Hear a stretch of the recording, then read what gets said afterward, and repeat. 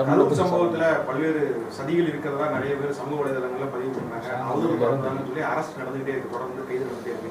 யூடியூப்ல ஒரு தகவல் பதிவு பண்ணாலும் கைது பண்ணிட்டாங்க, சமூக வலைதளத்தை பதிவு பண்ணாங்க. எப்படி பாக்குறீங்க? என்ன கேட்டால் யூடியூப்பை பூரா முடக்கணும்னு சொல்லுவேன். யூடியூப்னால தான் மக்கள் குழம்புறாங்க. தேவையில்லாத சர்ச்சைகளை கிளப்புறது இந்த யூடியூப் பண்ணுறவங்க தான். அதுதான் இன்றைக்கி தமிழ்நாடில் இந்தியாவே உலகத்தையே அழிக்கிறது இந்த யூடியூப் தான். இந்த யூடியூப்பை ஸ்டாப் பண்ணாலே நாடு திருந்தும்னு நான் சொல்கிறேன். அவங்க தான் தேவையில்லாத சர்ச்சைகளை கிளப்பி விடுறாங்க. அது ஒரு விசாரணை ஒரு பக்கம் நடந்துக்கிட்டு இருக்குது, அதுக்கு அதிகாரிகளை போட்டிருக்காங்க. அது ஒரு பக்கம் ஒருத்தன் அப்படி போடுறது, இவங்க இப்படி போடுறது, விளம்பரத்துக்காக வேண்டி போடுறாங்க. அது தவறு.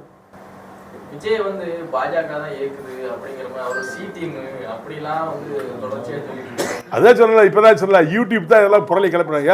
அப்படியே அவர் ஏன் பாஜக திட்டுறாரு மேடையில்? இல்லை இல்லையா, அவர் ஏன் திட்டுறாரு? அப்போ டேரக்டாகவே சொல்லி நான் ஆதரவுன்னு சொல்லிட வேண்டியது. அவர் அசைன்மெண்ட் எப்படிங்க வரும்? உங்களை திட்டிட்டு உங்களுக்கு அசைன்மெண்ட் போடுறதா? அதை நம்மளா எடுத்துக்கிற விதம் தான் இருக்கு. இல்லைன்னு அவர் தானே சொல்ல முடியும், ஒரு கட்சி தலைவர் தானே சொல்லணும். ஆமாம் நான் அவரோட தான் இருக்கேன்னு சொல்லணும். அவர் சொல்லவே இல்லையே. அவர் எல்லாத்தையும் சகட்டு மாதிரி திட்டுறாரு. அது என்ன முடிவில் இருக்காருன்னு அவர் தான் சொல்லணும்.